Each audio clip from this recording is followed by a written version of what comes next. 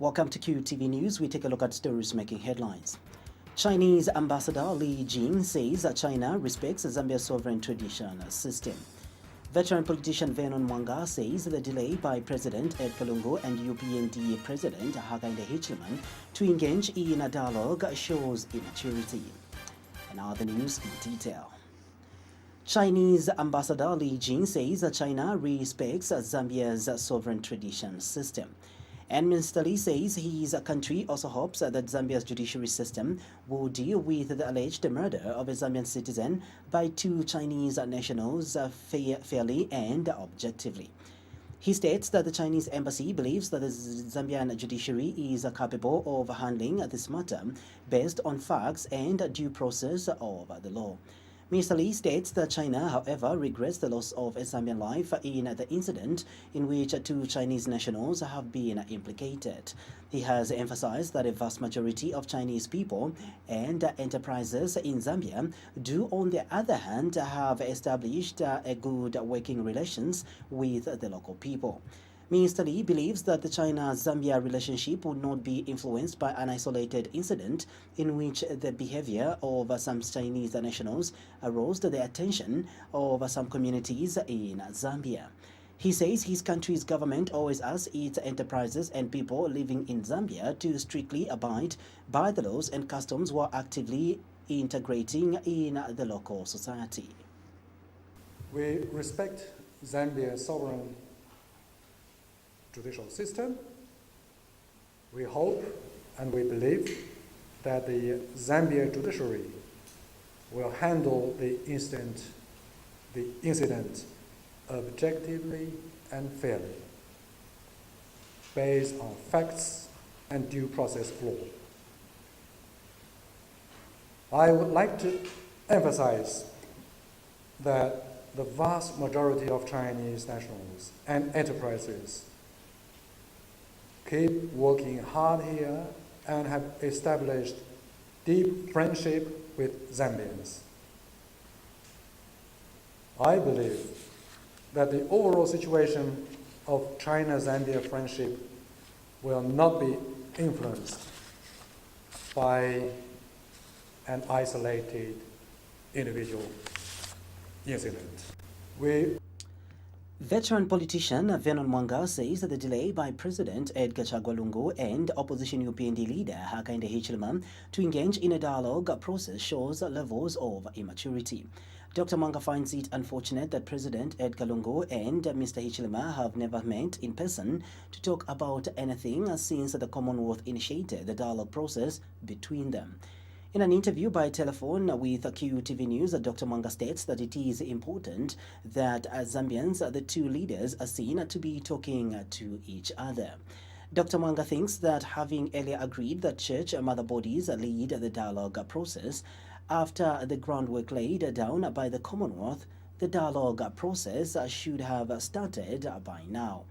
He has wondered what the problem is and who is holding the dialogue process from taking place. Dr. Mwanga believes that holding of this dialogue process is an urgent matter that needs to be undertaken immediately.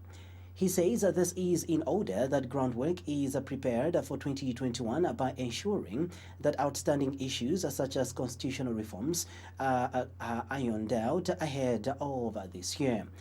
Dr. Mwanga notes that there is need for Zambia to reach a point where people of different political affiliations and persuasions do not treat each other as enemies.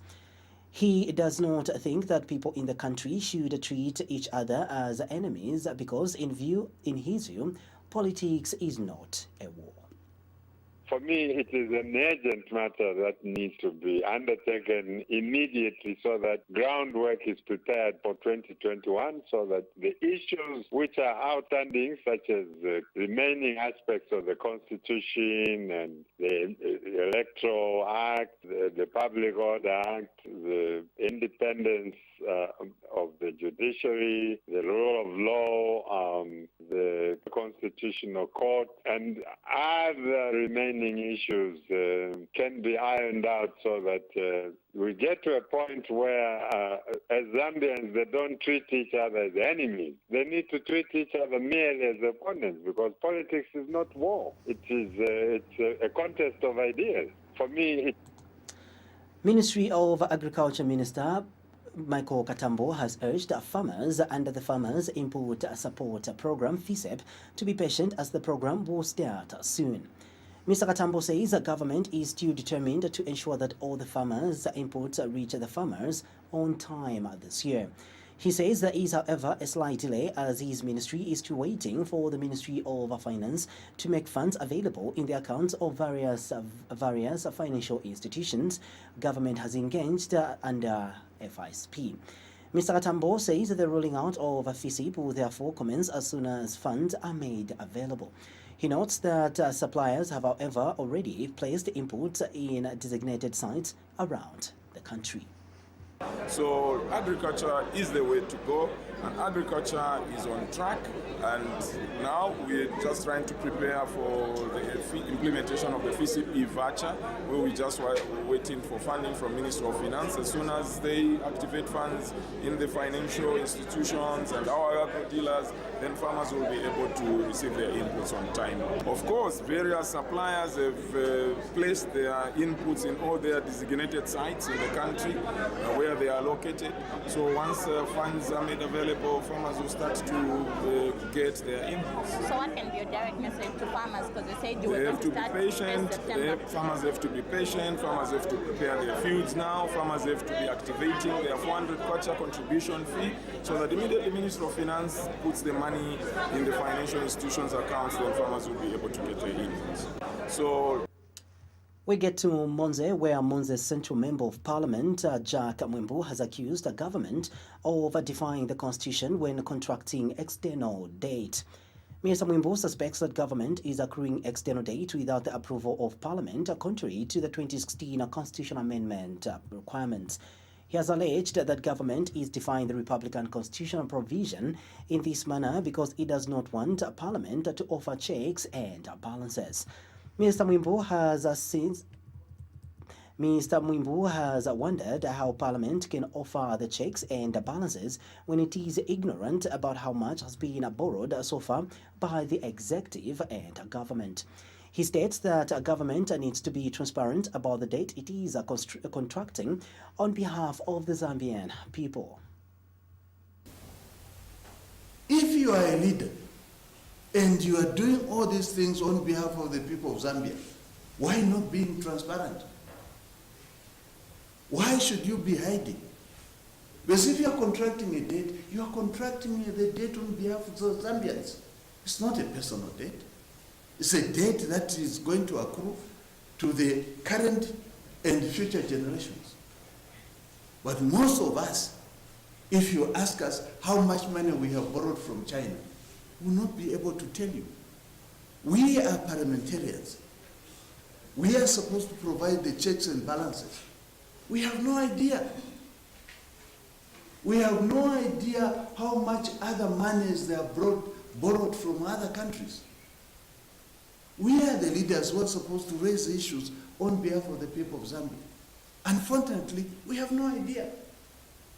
When we raise these issues on the floor of the House, we are being ridiculed, we are being called bitter because we lost the elections. But our responsibility is to speak on behalf of the people of Zambia. The African Parliamentarians Network Against Corruption, APNAC Zambia, has questioned government's political will to the fight against corruption in the country. APNAC Zambia chapter chairperson Cornelius Mwetwa says he does not personally see any political will in government to fight the vice. Mr. Mwetwa says this explains why, in his view, President Edgar Lungu did not bring out anything clear on how to deal with the issue of corruption in Zambia last Friday in Parliament. He says he expected President Lungu to come out strongly on how corruption in the civil service will be addressed. He states that it is important that government shows political will in the fight against corruption by ensuring that the rule of law is applied to all and fairly. we have what we can call a relatively new anti-corruption, act, which was enacted. I think that was in 2012. It is sufficient to stem out corruption. What is lacking is, political will. We have not too long ago where Honorable Lusambo caught police in corrupt, actions. We expected him to begin to give measures that are going to spell out how government intends, first of all, to deal with corruption in the civil service, wherein the law is enough for the time being. They began to talk about the anti-corruption policy. The Anti-Corruption Act supersedes the anti-corruption, policy, because that is just a policy. So he hasn't given out, measures of how government intends to stem out, corruption. We know year in, year out, Zambia police comes out as #1 corrupt department of government. We expect that it's high time government president should be able to tell us the measures he's putting in place to deal with the corruption in the police and generally in the civil service. If it is a question of low salaries, we want him to come out clear. He was not clear on this matter, and we think that more needs to be demonstrated at the highest level. If fighting corruption, has to be something that we are going to believe in what he says. Further, we have seen in the past that if you are in PF and you are involved in corruption, nothing will happen. The moment you leave, the moment you resign as a minister, the moment you are fired as a minister, that's the only time that the ACC begins to follow you. That is the time that if you are going to hold a meeting, that's the time that you are going to be followed. So we think that there should be, if the fight against corruption is to be won, first of all, there must be rule of law must be adhered in the governance system. There must be equality before the law. There should be no sacred cow. Government has been called upon to consider coming up with a ministry that will specifically deal with the issue of industrialization and value addition in Zambia.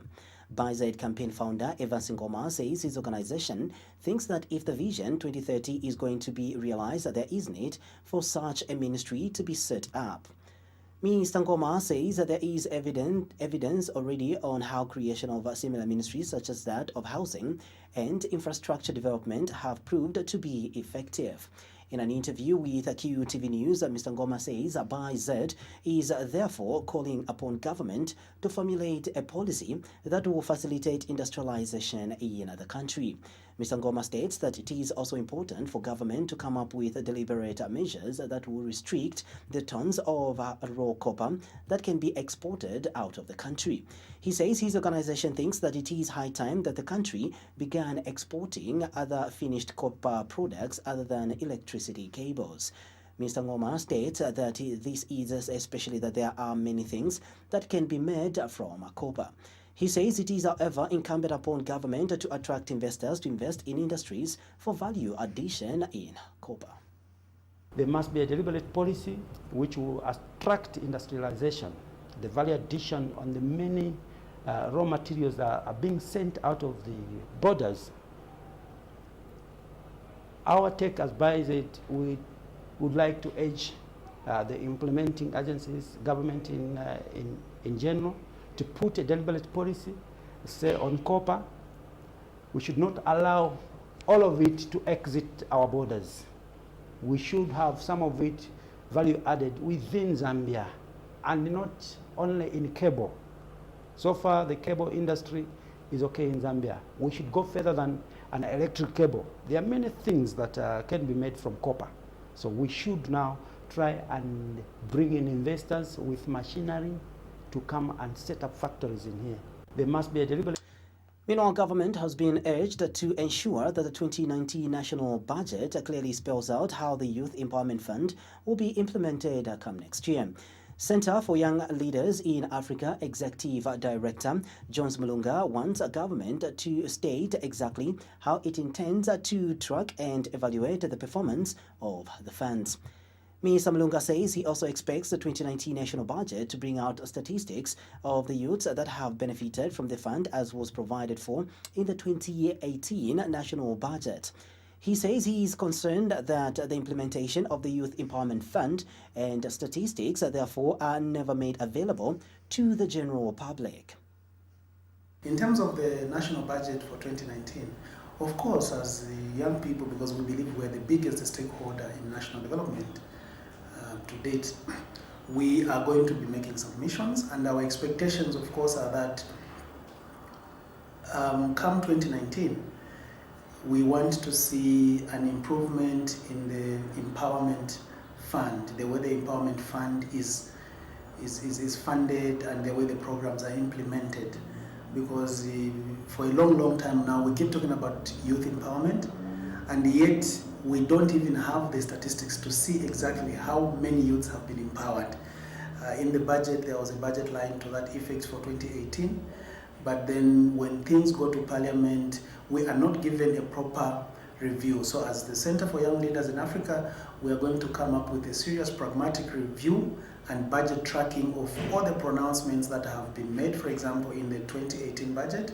And then going forward, we are going to take a keen interest to understand exactly if something is put forward towards the young people. And the young people here, we're talking about all spheres. We are going to come up with a robust mechanism to be able to follow from a political perspective point of view, and follow and track the budget and make sure that these things that are put in the budget are implemented accordingly, and they go to the intended beneficiaries, who are the young people. And we're talking about young people here below the age of 35, not people that are youthful only, because somebody can be 40 and they can be youthful at heart. In terms of Action Aid Zambia Country Director Nalucha Ziwa is hopeful that the 2019 national budget will focus more on introducing taxes on high net worth individuals and companies. Ms. Ziwa says her organization also expects that the 2019 national budget will prioritize issues of social services and social service delivery in the country. She states that Action Aid Zambia is equally keen to see how education for young people will be prioritized in next year's national budget. Ms. Ziwa says her organization is further hopeful that the decentralization policy and program will be fully funded in the 2019 national budget. You're still watching QTV Main News. The opposition New Congress Party leader Peter Chanda says his party strongly suspects that there is a political party that has connived with the international media to discredit the Zambian government. Pastor Chanda has told QTV News in a walk-in interview that his party believes that the named political party wants government to be seen as promoting bad governance. And Pastor Chanda has welcomed calls by President Edgar Chagwa Lungu for the country to unite towards attaining a middle-income status by the year 2030. These are statements that are sponsored by some named political parties within the country who have entered into an alliance with some international media organization to discredit Zambia and spread rumors that are aiming at nothing but to bring uproar on or against the government.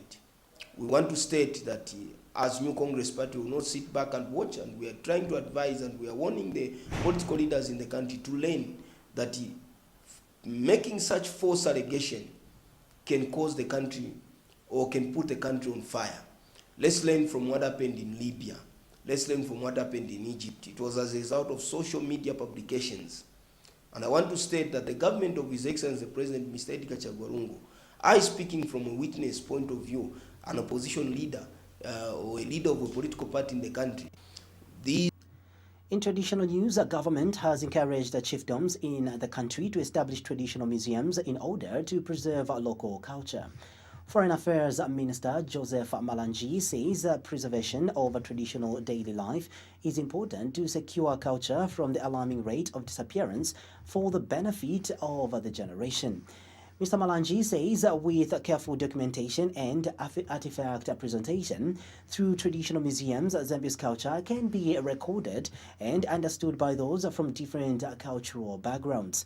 He said this when he officiated at this year's Chisamwa Chalunda traditional ceremony of Senior Chief Kanongesha in Mwinilunga district. And speaking earlier, Senior Chief Kanongesha applauded government for various developmental projects in the area. Senior Chief Kanongesha says such gesture shows that President Edgar Lungu has Northwestern Province at his heart. He has cited the Mwinilunga Hospital project, upgrading of township roads, distribution of electricity to rural parts of the district as some of developments that have changed the face of the area. The traditional leader spoke through Chisemwacha Lunda Royal Establishment Chairperson Anthony Samuhandu. On that traditional item, we end the news, but before we go, a recap of stories making the headlines. Chinese Ambassador Li Jing says China respects Zambia's sovereign traditional system. And veteran politician Vernon Mwanga says the delay by President Edgar Lungu and UPND leader Hakainde Hichilema to engage in a dialogue shows how immature they might be. That ends the news. Thank you so much for your time.